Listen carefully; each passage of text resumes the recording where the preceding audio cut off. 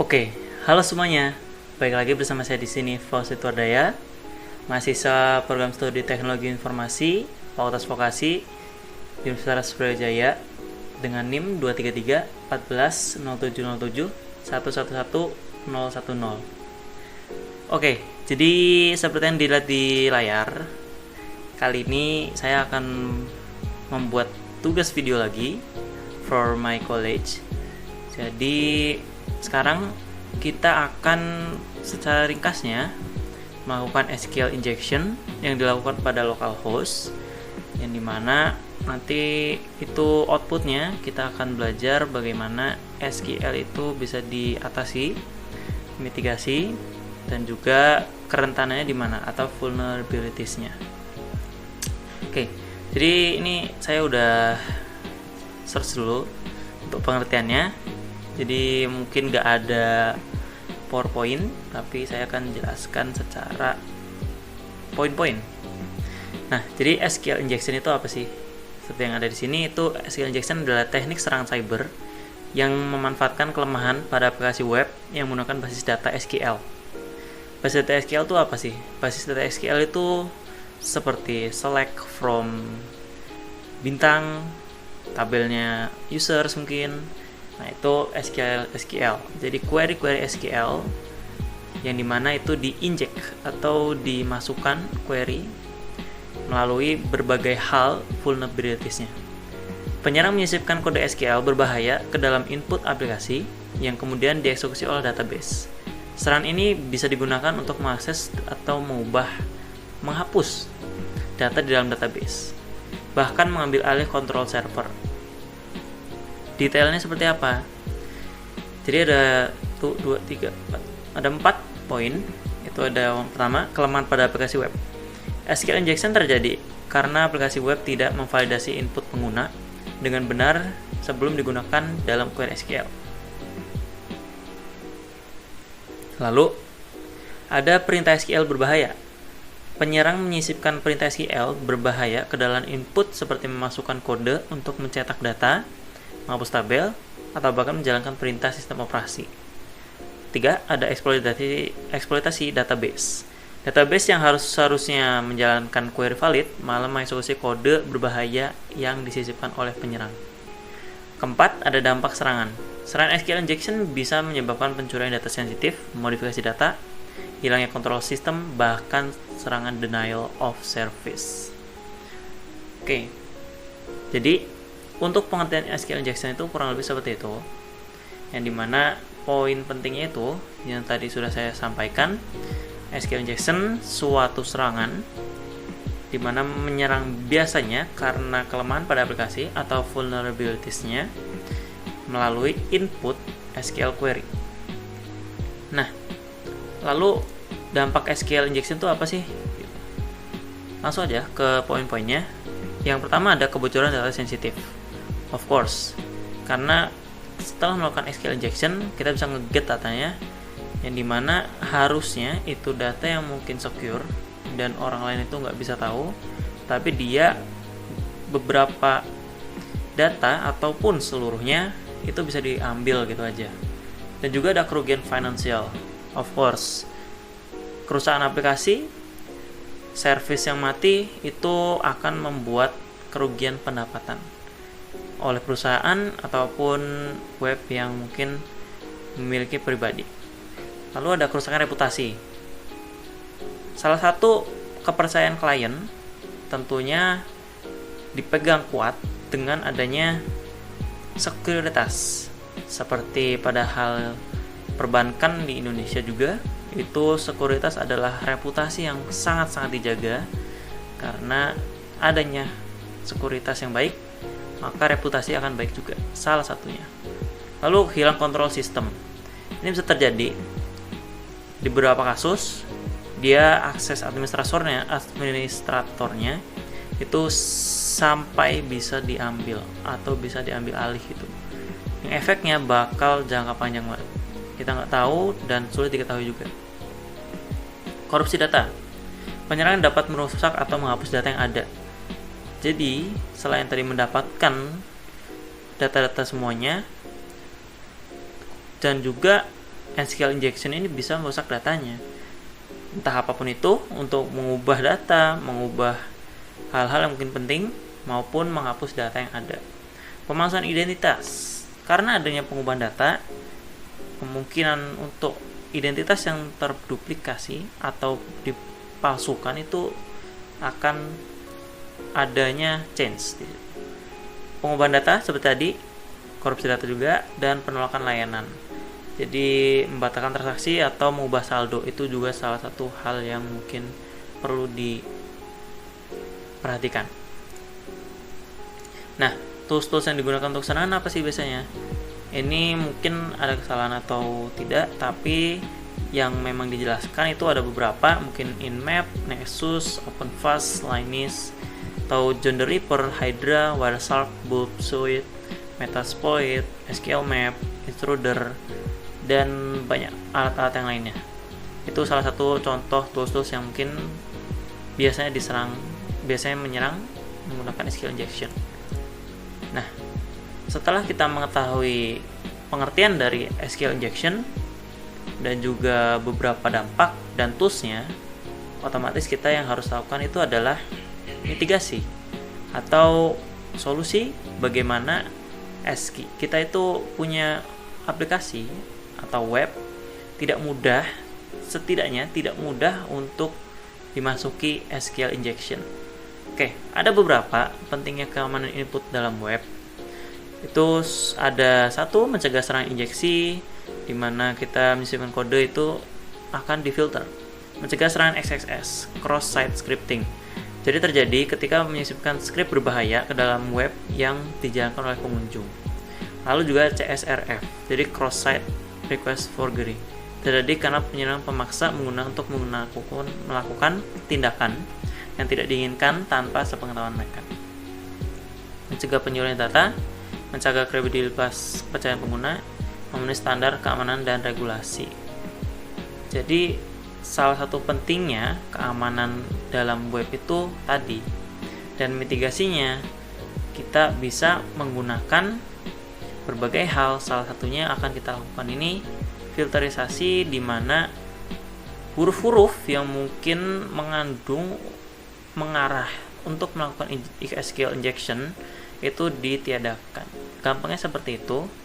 Jadi PBL kedua kali ini akan kita lakukan setelah ini, bagaimana konsep SQL injection, tekniknya, dan cara mitigasi serangan SQL injection-nya. Oke.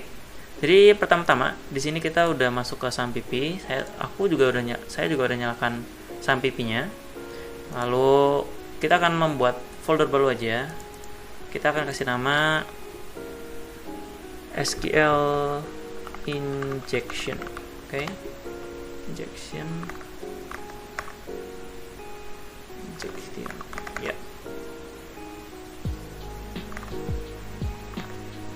Oke. Lalu kita langsung aja pakai shortcut, di mana dia akan membuka VS Code yang kita punya. Oke. So, jadi di sini saya sudah menyiapkan code-nya juga, yang dimana ini ada dua tipe code dan satu database. Oke. Sebelumnya saya udah bikin juga database-nya. Sebentar. Sini. Jadi database-nya itu intinya dia isinya ada PBL2 dengan tabel users, dan di dalamnya itu strukturnya ada ID, dimana auto increment dan juga unique. Habis itu ada username dengan tipe varchar dan 50 max-nya, dan juga password dan varchar juga. Simple aja, karena kita akan mencoba secara sampel. Dan juga saya juga ada satu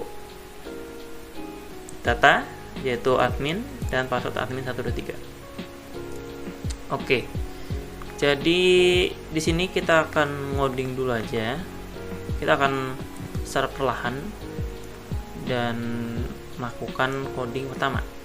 Oke, kita kasih ini aja dengan namanya login.php.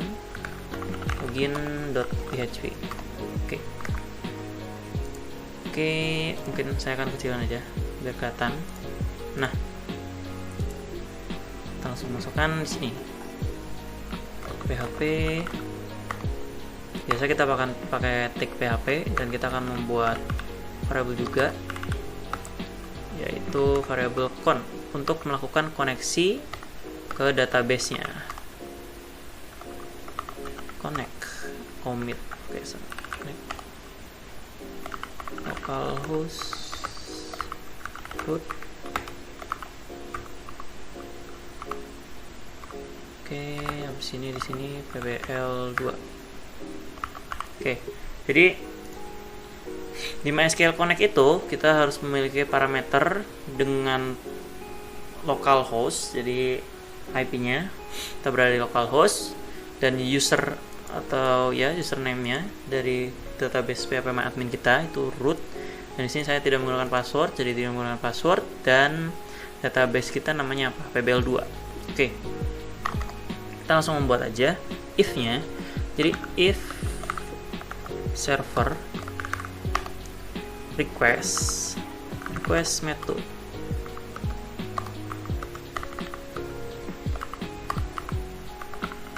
post.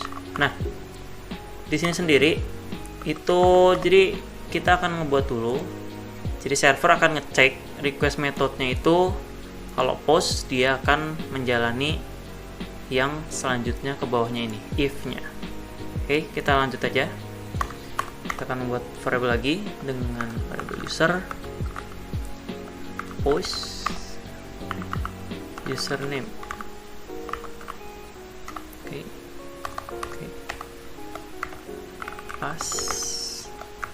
Post password. Nah, jadi kita udah buat.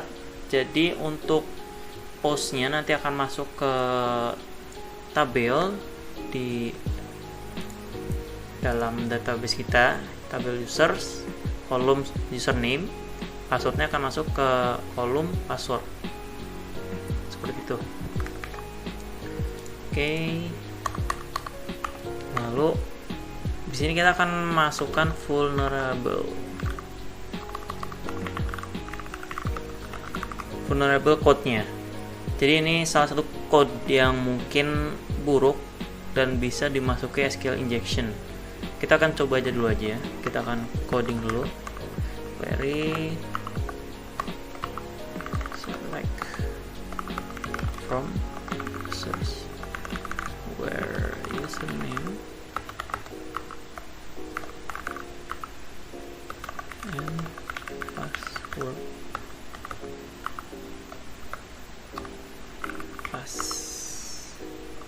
Alright. Nah, tadi yang saya jelaskan SQL injection itu apa, SQL query itu apa.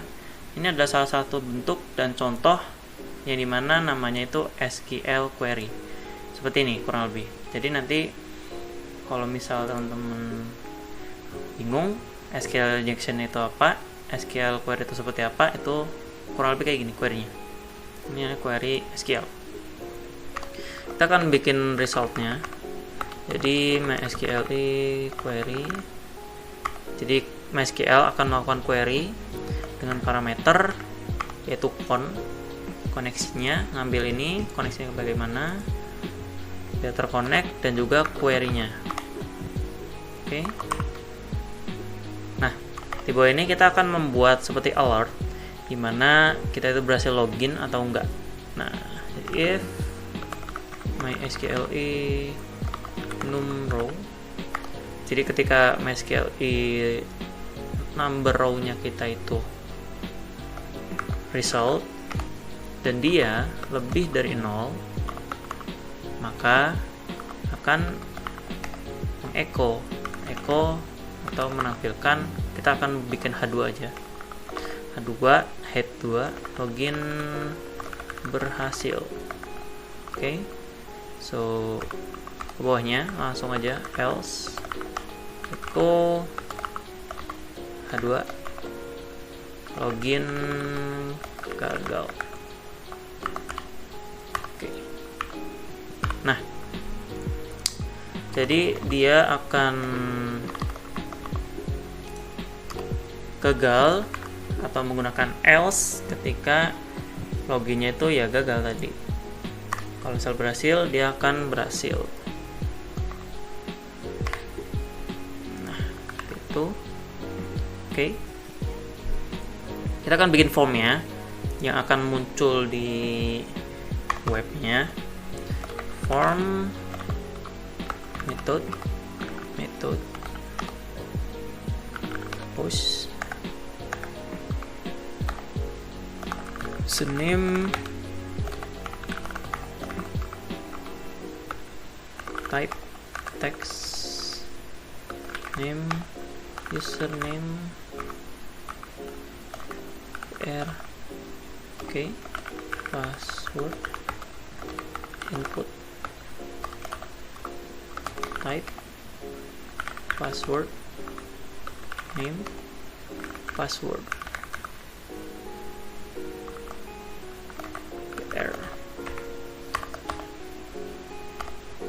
put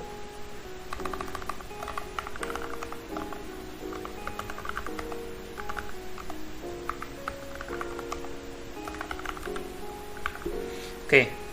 Jadi di sini kita bikin form sederhana di mana dengan metode post ada nanti formnya itu username dan password, type-nya ini yang satu text, yang satu password dengan name-nya username, yang bawahnya password name-nya.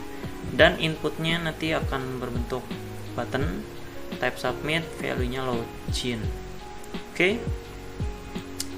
Jadi kita coba buka di sini. Itu localhost berarti tadi SQL injection login.php. Nah, seperti ini. Dan kita akan coba menggunakan data yang benar asli, dimana admin dan admin 123. Admin 123. Nah, di sini kita berhasil login, of course, karena memang datanya benar dan ada. Nah, lalu kita akan mencoba yang namanya itu sebentar, melakukan password menggunakan seperti ini, kode. Jadi kita coba aja di sini dulu. So kita menggunakan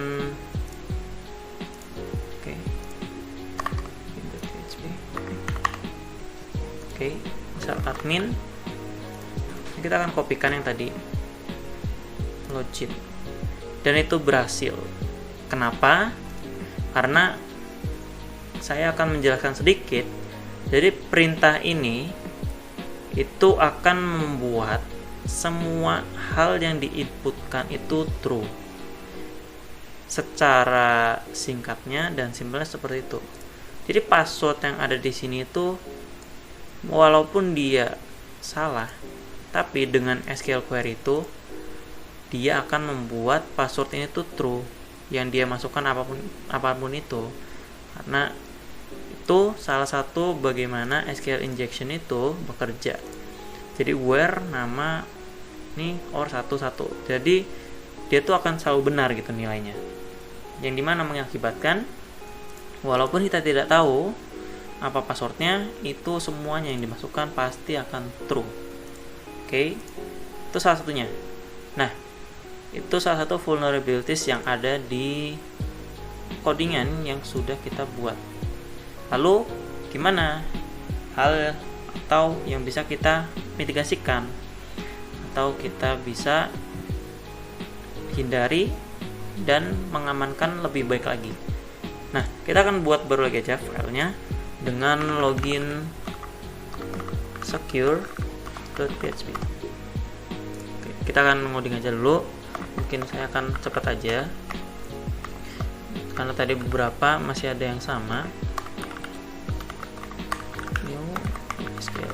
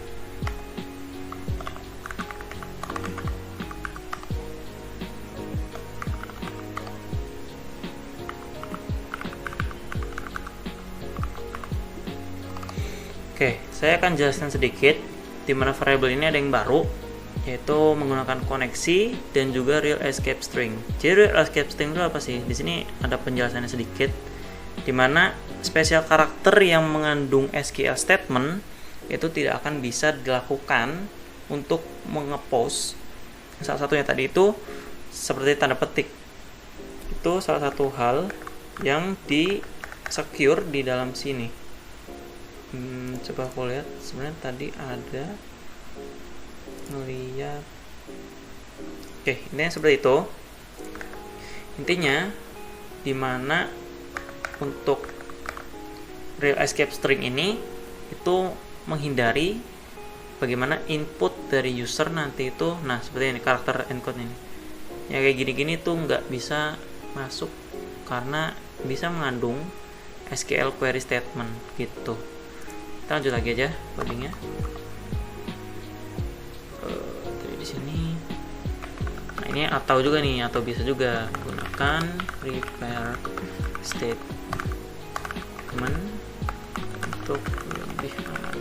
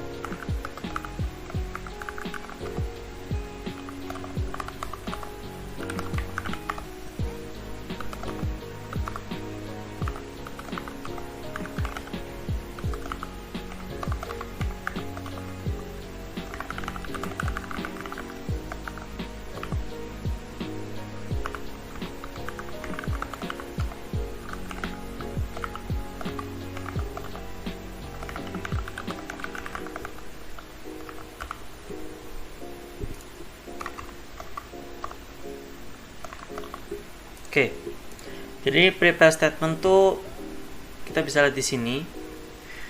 Kita akan nge-prepare atau menyiapkan dulu di mana the query, the statement may contain 0 or more parameter markers replaced question mark.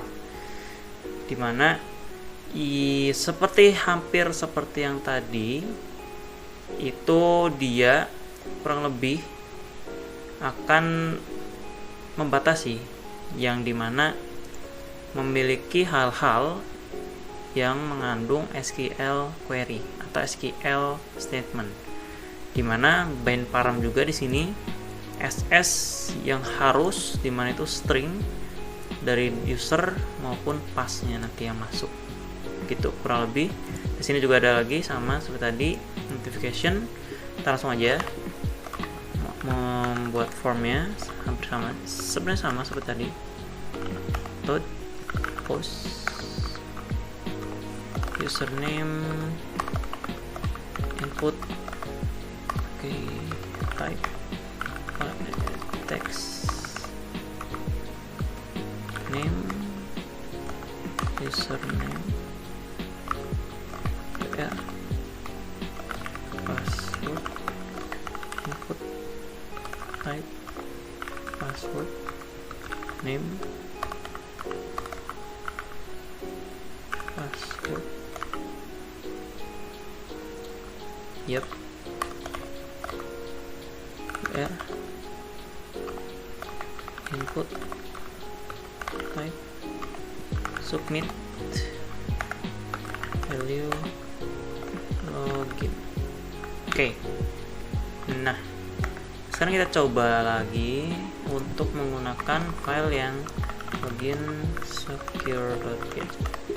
Nah, kita akan menggunakan admin dan menggunakan SQL injection yang tadi, apakah masih bisa atau tidak.